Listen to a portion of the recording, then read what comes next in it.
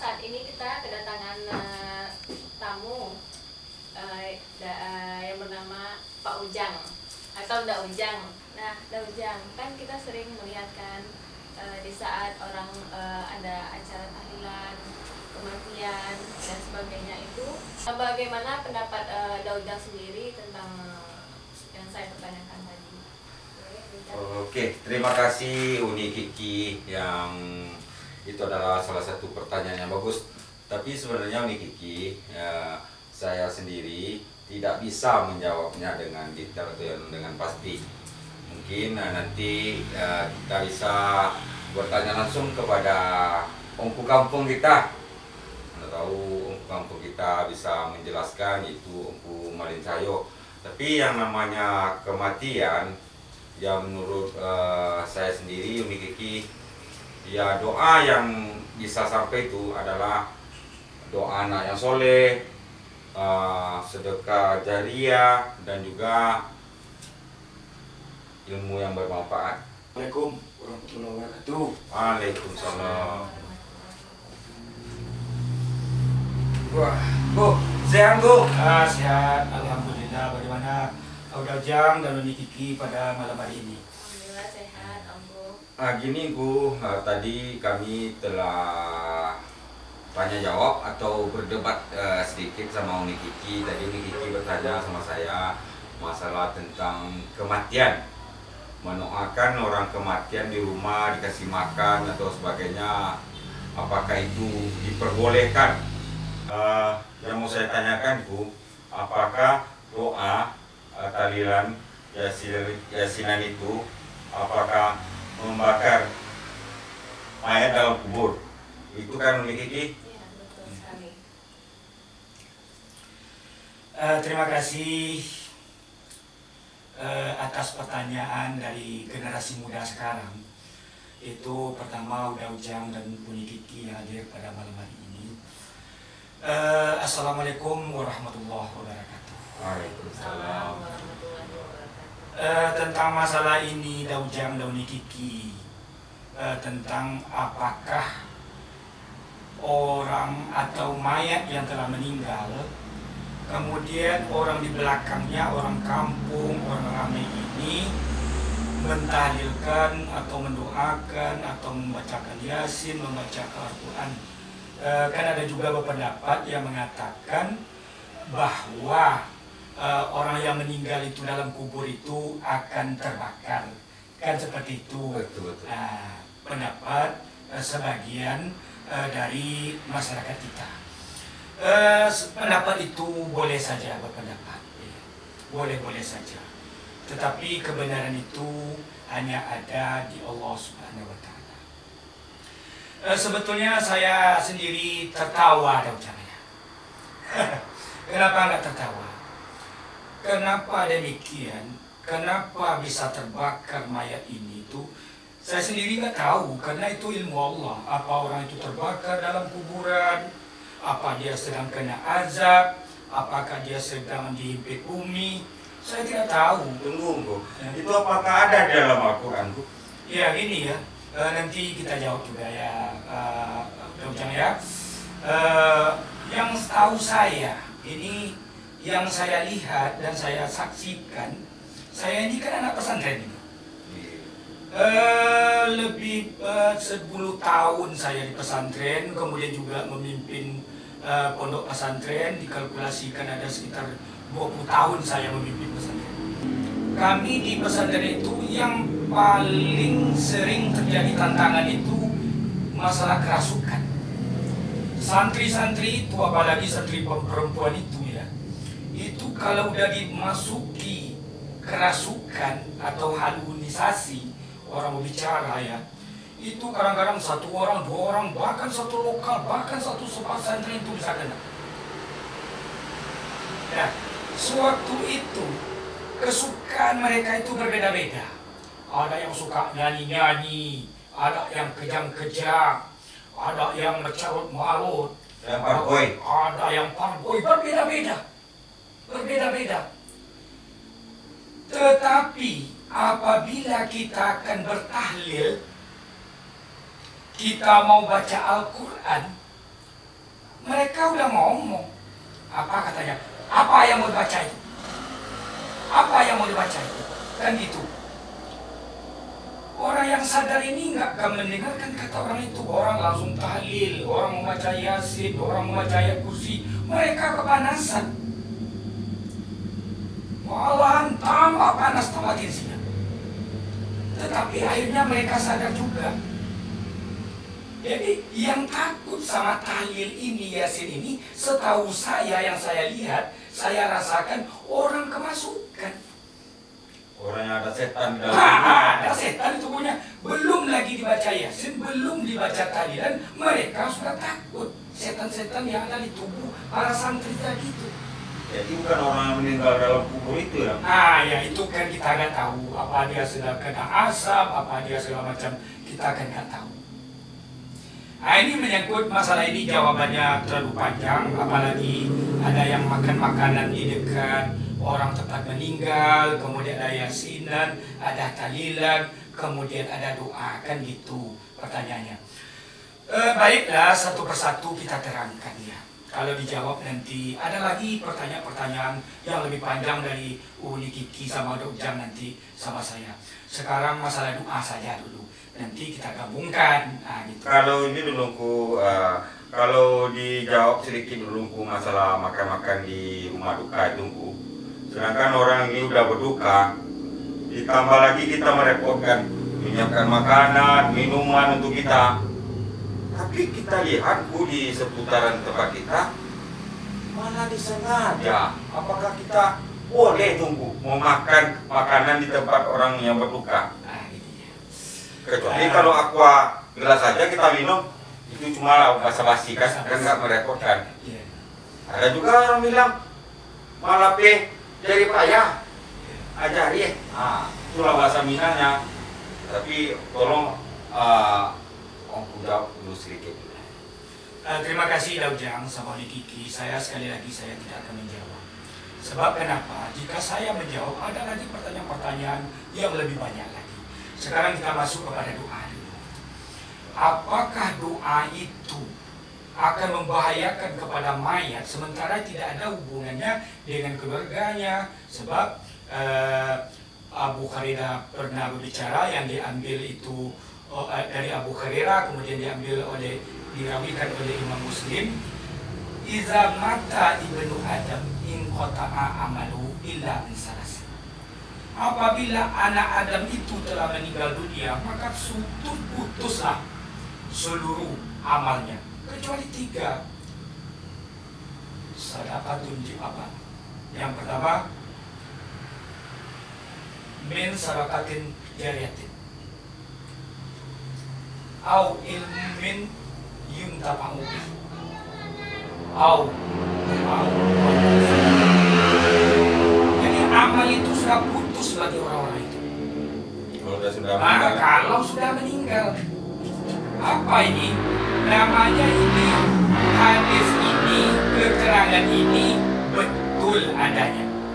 Apabila Bapak Ujang telah meninggal dunia, maka seluruh amalan Pak Ujang, karena Pak Ujang ini semasa hidupnya menabung. Apa yang ditabungnya? 1, untuk di hari tuanya, atau saya anggap analoginya hari akhirat. Tabungannya ada yang belum diterimanya.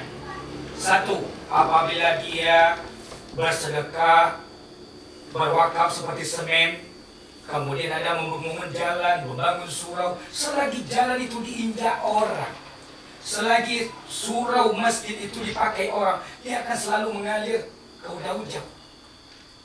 Yang mengerjakan dulu, yang menabung siapa? Udah Ujang. Sama kita mau bangun jembatan.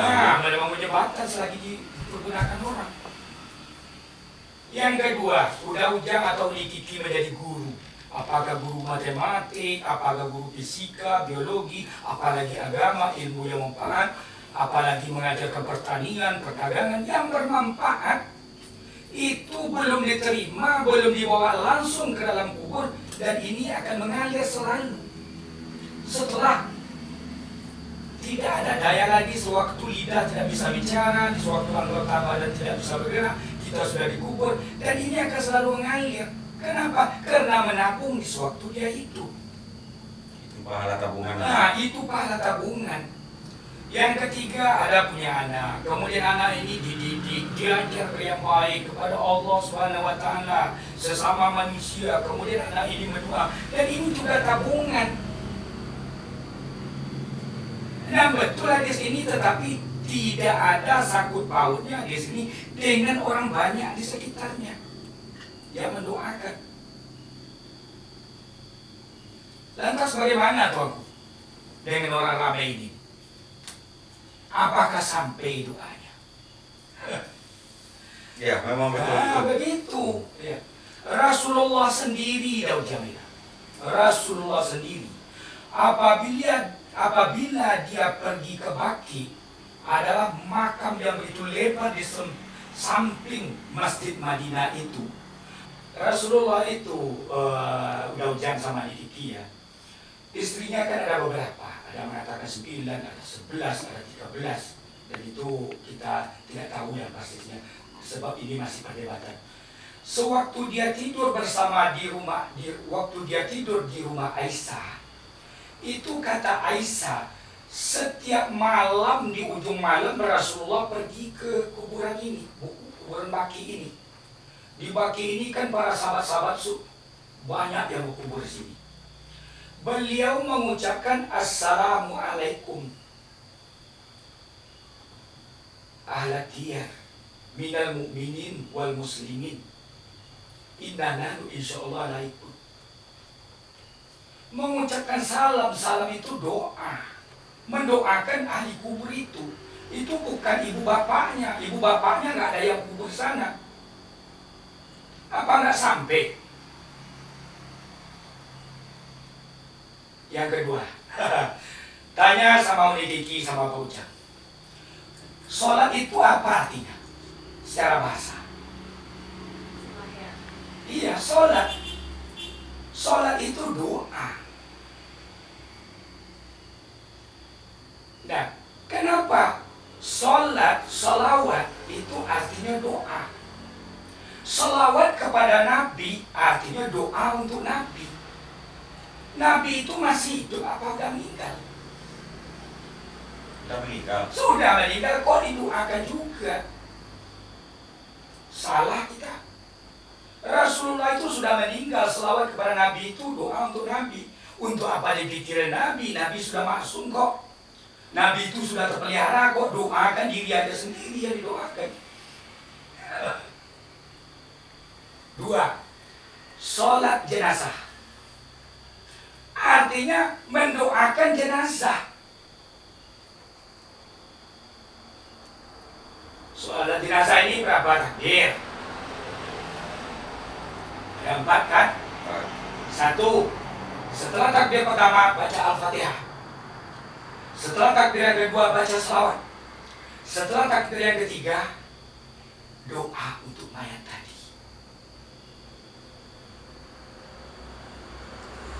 Nah, berarti sholat jenazah, sholat untuk mayat, doa untuk mayat. Yang mensolatkan mayat, apakah anaknya saja atau orang lain? Nggak boleh.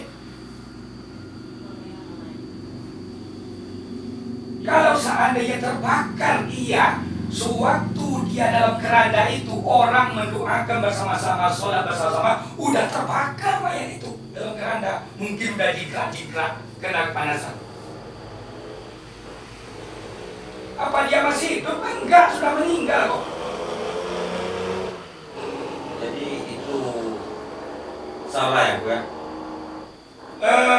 Dikatakan salah kita tidak berani. Tetapi itulah kenyataannya.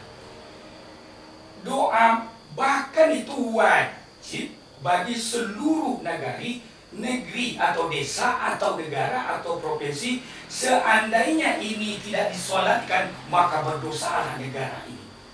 Apakah anaknya saja? Anaknya aja yang sholatkan, sebab anaknya yang sampai doanya, orang lain enggak. Seluruhnya orang mundur. Atau ada jumpa seperti itu? Belum ada. Namanya sholat mayat kok. Berarti mendoakan si mayat. Allah maghfirlaha. Ya Allah ampunilah dia jika dia perempuan. Allah maghfirlahu jika dia laki-laki.